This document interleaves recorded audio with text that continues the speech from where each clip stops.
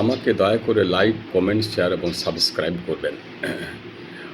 Walter রেল্প বলে একজন লোক ছিলেন। তিনি প্রথম আমেরিকা থেকে ইংল্যান্ডে বিড়ি বা তামাক জাতীয় দ্রব্য আমদানি করেছিলেন। তো তিনি একদিন বাগানের মধ্যে স্মোকিং করছিলেন, ধরে নাও সিগারেট, কোনো টবেকো বটে। ধোঁয়া বেরোচ্ছে মুখ থেকে, চাকরটা পেরিয়ে যাচ্ছে, চাকরটা দেখছে, এ তো অবাক, কারণ চাকরটা কখনো কাউকে এর আগে বিড়ি বা সিগারেট টানতে দেখে নেই।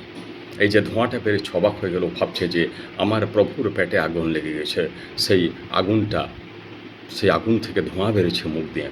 তখন চাকরটা কী করলো, খুব দ্রুত 2-4 বালতি জল নিয়ে এলো এবং সেই জলটা ওই প্রভুর মুখে ঢালতে লাগলো। তখন প্রভু বলছেন, এ কী করছো, এ কী করছো?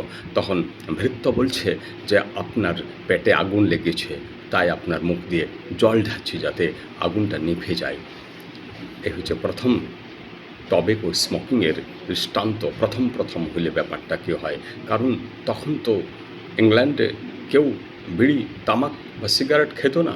তাই এর ফলে যে মুখ দিয়ে সিগারেটটি স্মোকিং করলে যে মুখ দিয়ে ধোঁয়া বের হয়, এটা ওই চাকরটার জানাই ছিল না।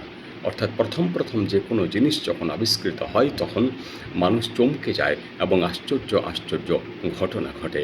এরূপ অনেক ঘটনা আরও অনেক আছে। তোমরা শুনতে হলে আমাকে অবশ্যই লাইক, কমেন্ট, শেয়ার এবং সাবস্ক্রাইব